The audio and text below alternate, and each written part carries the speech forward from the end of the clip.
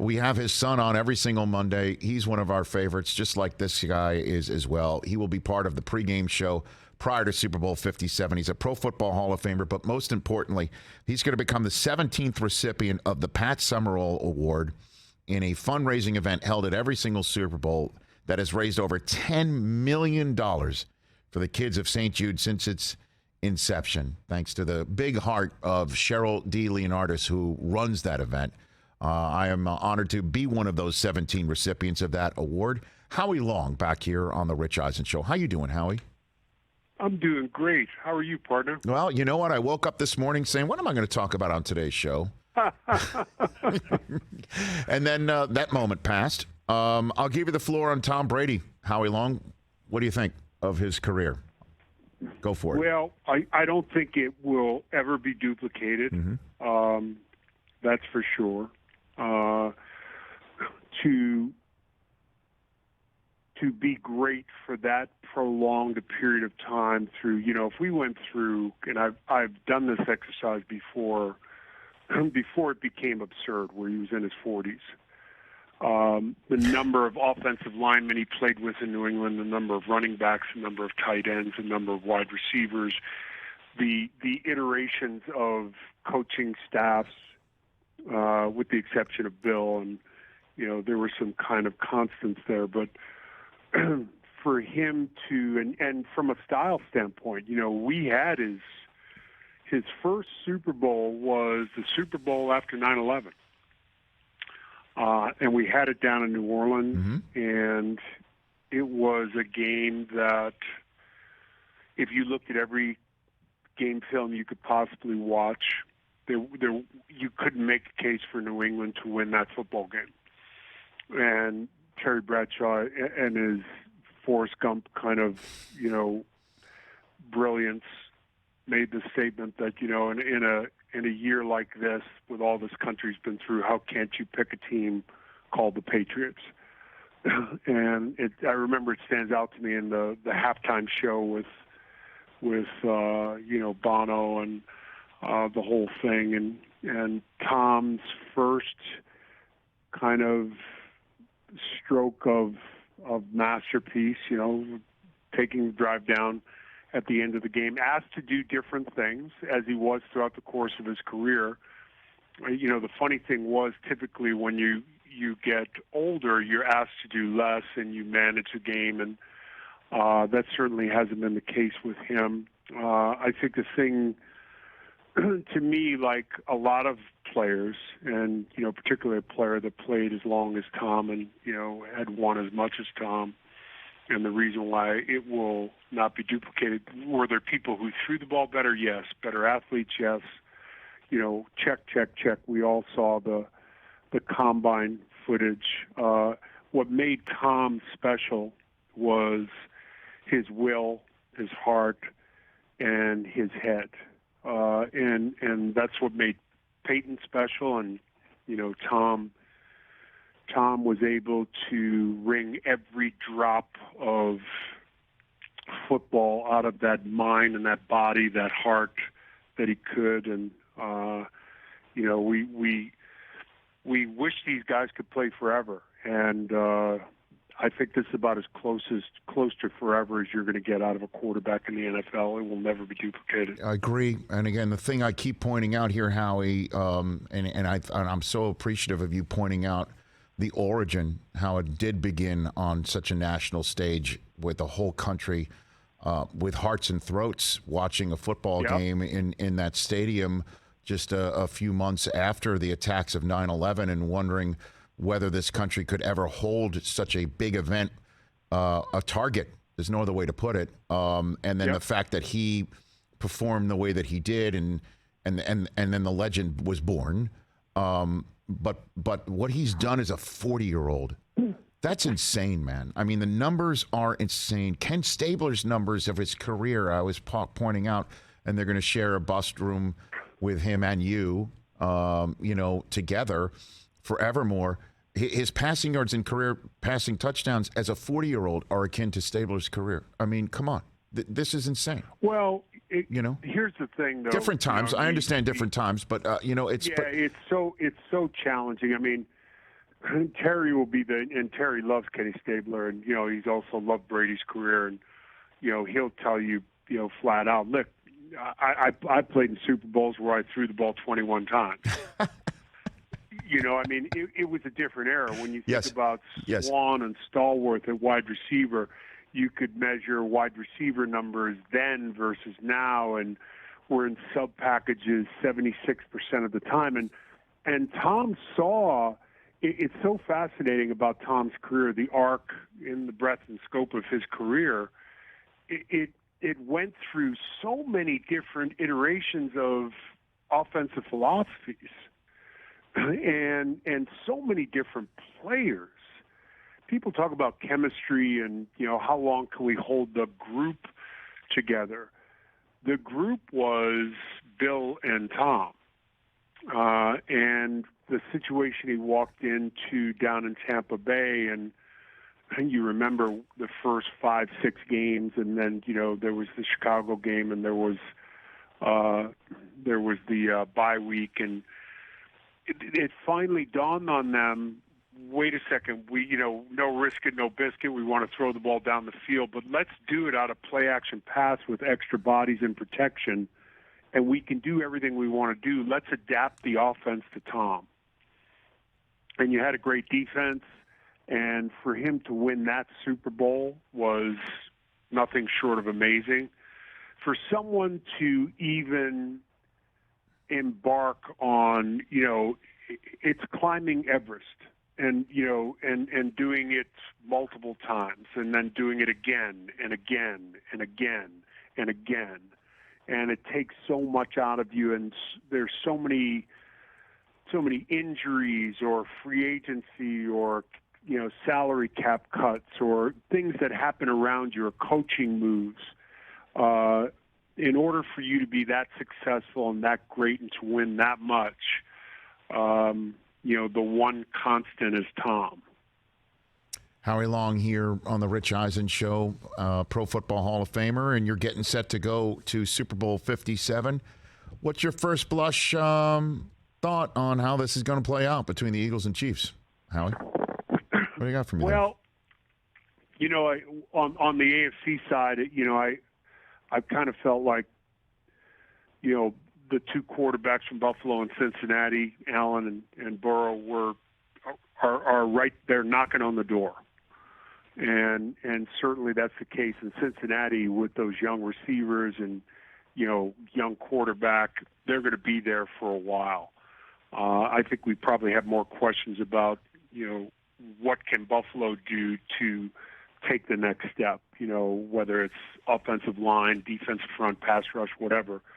But, I think the soup du jour over the last few weeks was, has Burrow overtaken, Patrick Mahomes? You look at the last two playoff games, the high ankle, and, anyone who's had a high ankle knows how challenging that is. And, the last time he had a high ankle, I think, was prior to the Vegas game a couple of years ago, and he threw 4 TDs and 300-plus yards, 0 interceptions.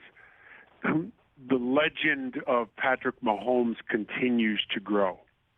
And, he's a guy that I think, everyone takes their shots at, but and certainly Allen and Burrow are great, and they're knocking on the door. And you have to keep moving forward and upward, or they're going to catch you. And what makes him special, and you can add the athletic ability to Patrick Mahomes, is the heart and the will. And, I had a son was fortunate enough to play there 2 years ago, and just described him as Michael Jordan. He's, he is someone who will do anything to win. He wants the ball. He's clutch. Kelsey, that combination.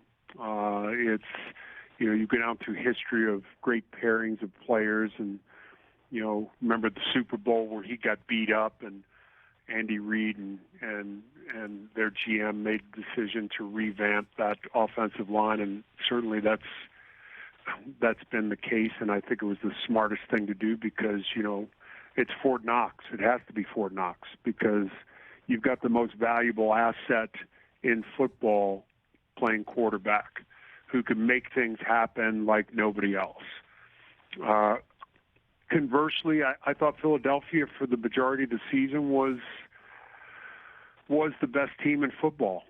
In a day and age when you're just chucking it all around the yard, they were running for 240 yards, and they do it in an unconventional way, and a quarterback who took a quantum step from last year just to this year.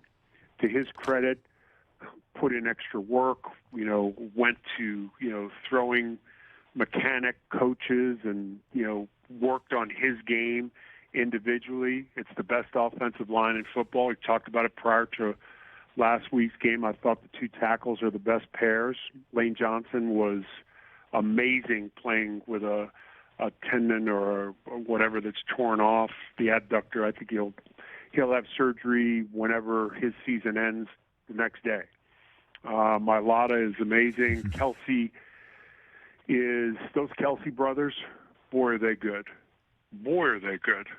That's two Hall of Fame brothers for the first time playing against each other in a Super Bowl. It's amazing. And the Andy Reid Philadelphia story, there's so many subplots. Yeah. And it's all good. So what do you think? First blush. Come on, Howie. This is TV, the sports talk radio here. First blush. I mean, the luxury of sitting here on a Wednesday prior to heading out to Arizona, yes, which is a home game for the family. Which is great. Okay. Is to get my pick on Sunday, and and as you know, I mean, yes. Listen, you and I have been at this for a long time. Yes. Things happen between now and then. They always do. Never know. Ankles, backs, all that stuff, and all kinds of stuff. Exactly. All right. I appreciate that. So the Thursday night of Super Bowl week, what a night. The Legends for Charity dinner that's held in support of St. Jude Children's Research Hospital. You are the 17th recipient of the Pat Summerall Award. You mentioned earlier the Brady first Super Bowl win in New Orleans. That was Pat's last game, calling games for good, and that was a finale. So I imagine there's some significance, obviously, not just for Summerall, but you and your relationship with St. Jude as well, Howie. Yeah, first I'll talk a little bit about St. Jude's. My grandmother gave me a necklace, and she was a big part of my life. She pretty much brought me up, and along with some uncles, and I had a unique kind of childhood, and deeply religious. Grandmother had the rosary bead on the post of her bed, and a statue of Virgin Mary up on the mantle behind the bed with a little light bulb in the back. Those things stand out in your mind. And she had given me a necklace of St. Jude. St. Jude is the patron saint of the hopeless, and giving hope to those who perceive themselves to be in a hopeless situation. And I've always said, you're as happy as your saddest child. Mm-hmm. And when you get that call or that, appointment with the hospital or a doctor, and they give you the news that your son or daughter is going to be fighting for their lives, it's a gut punch beyond compare, because there's nothing you won't do, as you know, Rich, for your kids. Mm-hmm. I mean, there's nothing you won't do.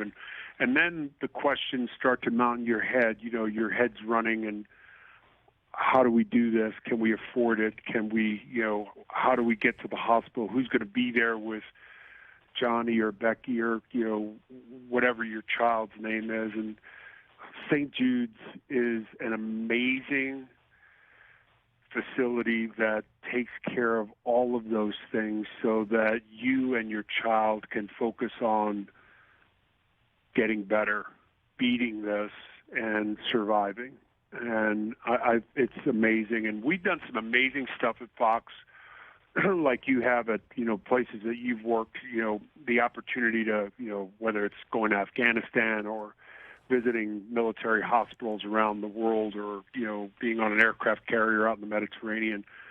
One of the coolest things we did was a number of years ago going down to St. Jude's and, visiting their facility and, the men and women that do that every day, 7 days a week, who give hope to people who are feeling hopeless is nothing short of amazing. And, it's a great night. As you know, I heard your speech, and, you did a great job. And, for me with Pat, you think about, Pat was kind of the soundtrack of generations of football fans. No doubt. And, you also talk about the Masters and the U.S. Open. Oh, yeah. Everything that Pat did. Pat did 16 Super Bowls. We're at Fox 29 years. We're doing our 10th. His career, and you think about the impact on Fox, at the point when Fox acquired the NFC package, there were a lot of concerns. It was like, wait a second, Fox is a Cartoon Network. They've got the Simpsons. They got the Simpsons. You got a little 21 Jump Street. And that's about it. And whatever. What are they going to do with our sacred NFC package? And right. For David Hill and Ed Goren, not only tasked with, because at that point Fox was an idea. There was a blank sheet of paper. And, what do you do? Well, the first thing you got to do is you've got to establish credibility. And I think hiring Pat and John was a big step in that direction. And then, going into the pregame show and, who would have thought 29 years ago that our group would be together and grow old together and, have the impact that we've been fortunate enough to have. But Pat was, the voice, the cadence, the ability to, capture the biggest of sports moments and knowing when to lay out. And, that's, let the sounds and the images tell the story. And Pat did that as well as anyone. He was the standard. And when John and Pat did a game, you knew it was big. The team knew it was big. The players knew it was big. And the country knew it was big. No doubt. And it'll be a big night again on Thursday at the Hyatt Regency in downtown Phoenix when you are presented the Pat Summerall Award.